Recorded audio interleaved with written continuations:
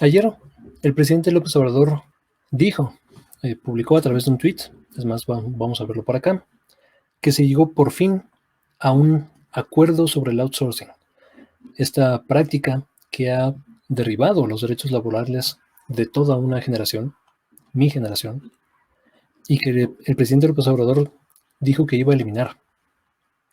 Recibió empresarios, recibió a representantes de gremio sindical, de gremio laboral en México, que en muchos sentidos siguen siendo corporativistas, pero bueno, es lo que hay, eso es lo que dijo.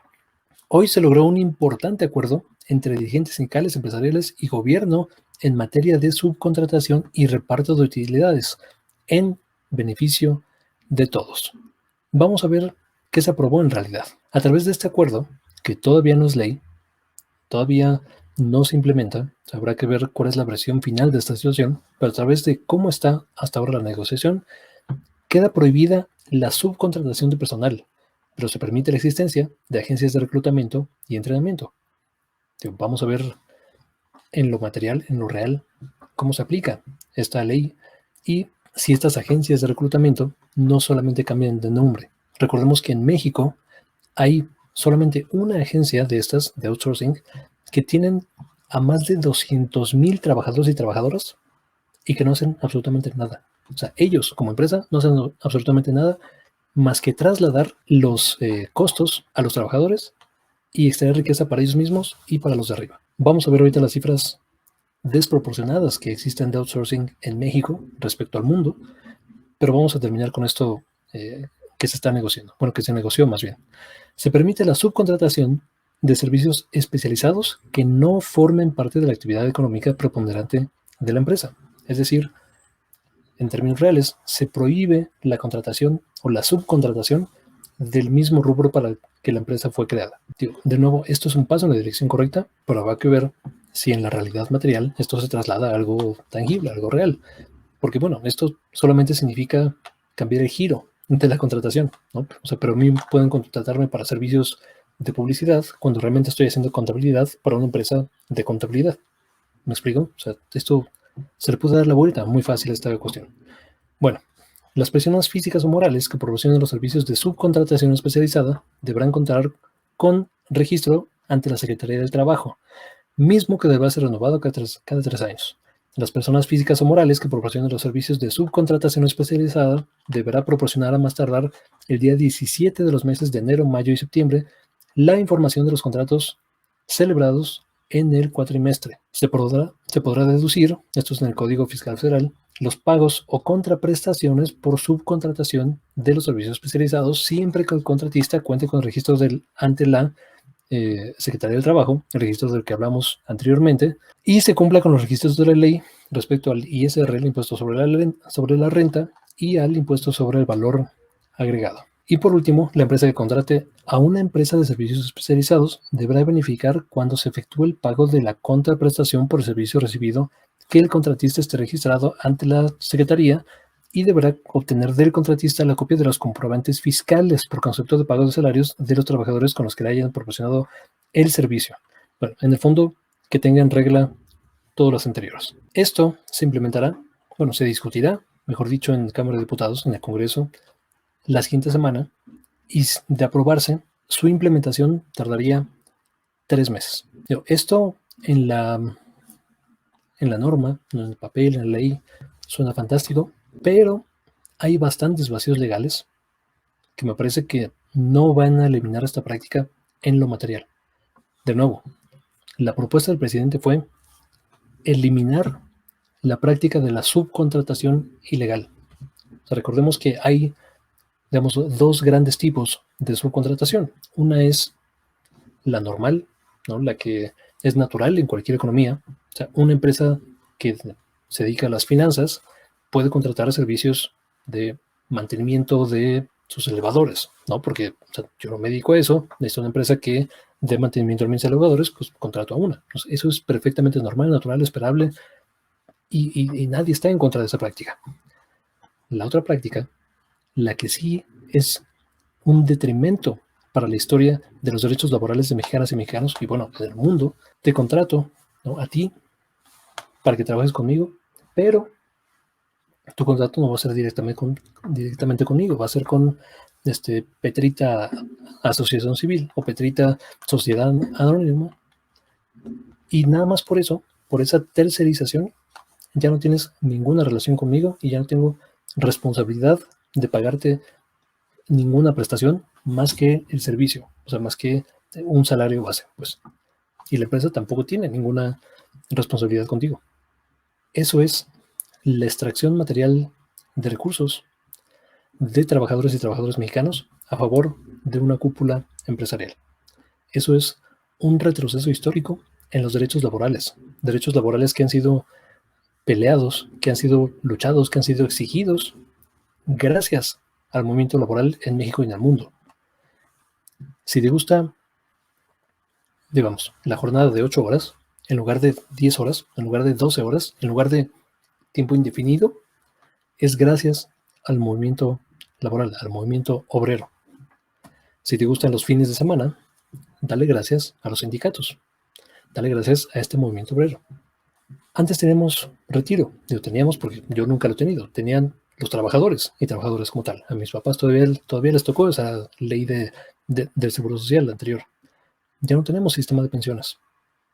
En México existe un sistema de ahorro personal. El sistema de pensiones es todo el mundo aporta una bolsita, todo el mundo retira una bolsita cuando llega a cierta edad. Eso no existe en México. En México importamos el modelo chileno, modelo que ha sido repudiado históricamente por las personas, por la gente en Chile. Buena parte de los movimientos sociales que vimos, de las marchas que hemos visto recientemente en los últimos años, su principal reclamo, o de los principales reclamos, es quitar esa ley de pensiones. La ley de pensiones que en México no gestionamos y que el presidente de la supuesta cuarta transformación del país dejó intacta. Solamente limitó lo que nos cobran estos intermediarios rapaces que no deberían existir, las afores, limitó los intereses que nos cobran y limitó las comisiones que nos cobran. Pero el sistema como tal sigue ahí. Antes, ¿no? Digamos, y antes no estamos hablando de hace centenios, estamos hablando de un par de décadas. Mis papás, por ejemplo, y esto lo puedes ver reflejado en películas, en series, con un solo empleo, el papá o la mamá, digo, históricamente más el papá, con solamente un ingreso, la gente podía acceder a retiro, podía acceder a una vida digna de clase media, podía acceder a un carro, a vacaciones, quizá una vez por año, probablemente hasta 2 veces por año. Eso eran las condiciones laborales en México. ¿Qué ha pasado? Neoliberalismo. Pasó los gobiernos neoliberales del PRI y del PAN. Destrozaron materialmente los derechos de los trabajadores a tal grado que México, siendo la población 10 del mundo, siendo la economía 14 o 16 del mundo, y ahorita no estoy seguro en qué lugar estamos, es el cuarto país con más empleados de outsourcing. Tenemos una cantidad desproporcionada incluso respecto al neoliberalismo que se implementó en todo el mundo de trabajadores que no tienen derechos laborales, que no tenemos derechos laborales. Digo, para quienes están gritando desde el gremio empresarial, pobrecitos empresarios, no, es que no podemos pagar y esto le va a afectar a los pequeños, medianos empresarios. Oye, los pequeños y medianos empresarios son los que mejor cumplen con la ley. Quienes tienen los recursos para brincarse la ley, evadir impuestos, hacer esquemas de contratación son las grandes corporaciones. Esto no es un tema de las pequeñas y medianas empresas, pero es un tema generalizado en el ámbito empresarial en México. Voy a recordar una estadística que a mí me encanta, porque esto cierra la boca completamente a todos estos argumentos de que los pobrecitos empresarios en México no pueden pagar más a la clase trabajadora.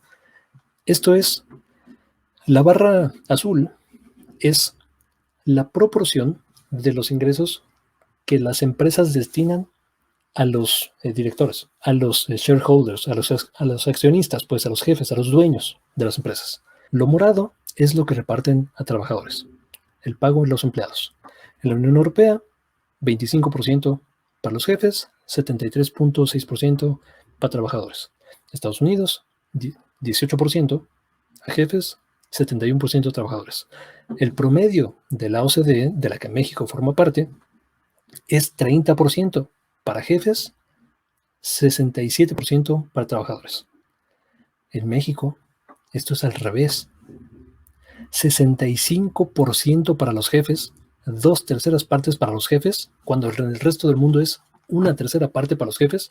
En México es el doble. Esto es una extracción, esto es un saqueo material, esto es un robo a mano armada de la clase empresarial mexicana, esto es una guerra de clases.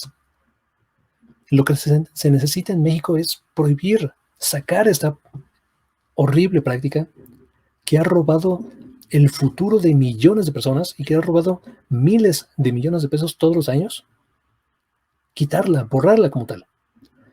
Se llegó a este punto medio como tal. Van a prohibir esta subcontratación de personal, pero no prohíben a las agencias. O sea, esta es una contradicción material, esto es una contradicción histórica. Solamente es, Dios, se les va a contratar con otro nombre, digamos, con otra denominación, con otro servicio, pero creo que en lo real, en lo material, no va a cambiar mucho la situación. ¿Mejoró la ley? Sí. ¿Es un paso en la dirección correcta? Sí, un pasito chiquito. ¿Esto elimina el outsourcing en México y está a la altura de las necesidades históricas del país? Tristemente, no. Pero eso es, en muchos sentidos, la historia del gobierno de López Obrador. Promesas fantásticas, acciones más o menos. Pasitos en la dirección correcta, pero no tan radicales, no tan profundas como se necesitan, como la gente los pide, como la sociedad mexicana lo requiere. Hasta acá voy a dejar este comentario. Muchas gracias por ver, muchas gracias por compartir, por suscribirse y nos vemos hasta el próximo.